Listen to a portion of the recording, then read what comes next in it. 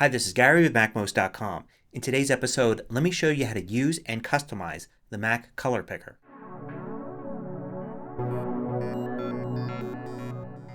MacMost is supported by viewers just like you. Go to MacMost.com/Patreon. There you could find out more about the Patreon campaign, join us, and get exclusive content. So you see the color picker on your Mac all the time. It appears anytime you want to choose a specific color. You'll find it in all the default Mac apps, and also most third-party apps will use the default Mac color picker. So on your Mac you're going to see the Mac color picker everywhere. For instance, here in Pages, if I want to change the text color, you see I can click here and bring up some color chips. But this little color wheel here, if I click on that, then that brings up the color picker. In Mail I can click here to bring up a limited set of color chips and show colors to bring up the color picker. The color picker is used in third-party apps. For instance, in Pixelmator I can click here and then click Show Colors and it brings up the color picker as well. It even puts a little dark theme on it and has some extras as well. Even Microsoft Word on the Mac uses color picker. You can go in here to choose a color and then if you click More Colors it brings up the Mac color picker. So let's use this box here in Pages as an example.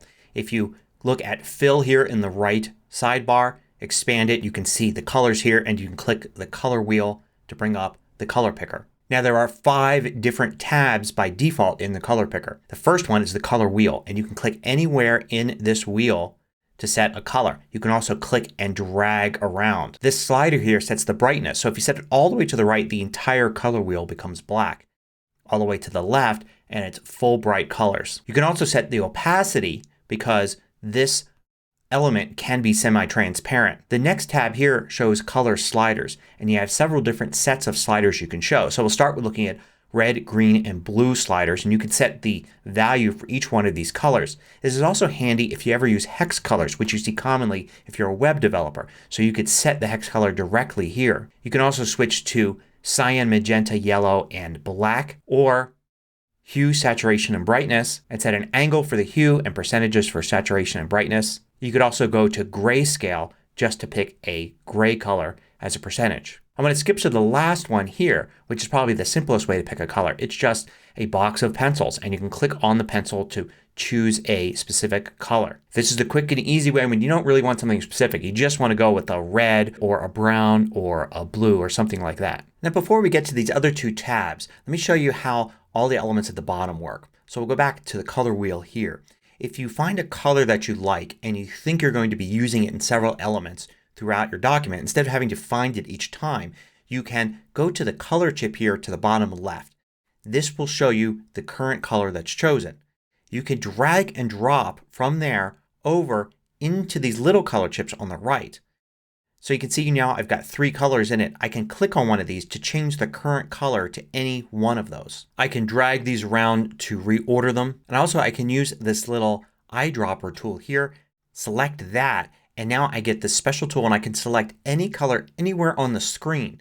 So I could just go to some user interface element or some other part of an image I'm working on, click there, and it's going to select that color, put it here, and change the color of whatever it is I have selected. So this is one handy way to save colors that you're working on. Now let's look at these 2 tabs. This one is color palettes and you can choose from several different color palettes like crayons, developer, an Apple set, or web safe colors. And you're going to see names for all of these here. So you see colors and names and it could be a long list. So you could search it here for a name. Now you can also create your own list of colors. So you can do new. It'll create a list there. I can go in and rename it if I want to. And notice it takes the color that I've currently chosen here and it puts it in as the first element. It has a name. I can click to select it and click again and I could rename it. I could also hit the plus button anytime I want. So I could go and select another color like this, go over back to here and hit plus and you can see it will add that color to it as well. So I can fill this with colors. So this is a handy way to create a custom list. Now the next tab is image palettes. If you go into that you're going to see what looks basically like another version of the color wheel. It's just laid out like this and you can click anywhere to select a color just like with the color wheel. It seems like you can select more but there's just that one there. However, you can add more to this and you could do that using any image. So you can click here and you could say new from file or notice you could copy from the clipboard. I'm going to go to the desktop and select this one right here. And you can see it brings that image in. It helps if it's a square image, otherwise it's going to make it square. But now I can click anywhere here to select a color. So this is great if you're basing the color design of your project on a specific image. Then you can easily pick from these. And if you're a graphic artist, you can also just create your own square color image using any app that you prefer to work with. Put the colors you want into it and then use this image palette here to easily access them in the color picker in various apps across your Mac. Now there are tons of other options. For instance, if you control click on the color wheel, you get to pick different color spaces here. If you go to the sliders, each slider has a set of extra controls. For instance, you can go to floating point instead of numbers between 0 and 255. You can change color profiles, all sorts of things.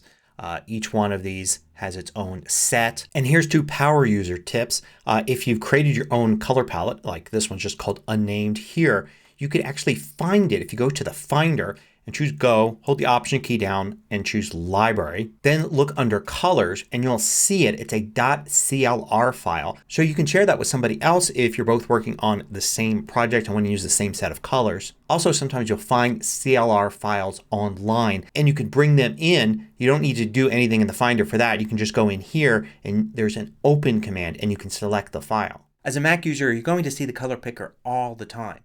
So it pays to take a few minutes to familiarize yourself with all of the different ways of choosing colors in it and how you can better customize it to fit your needs.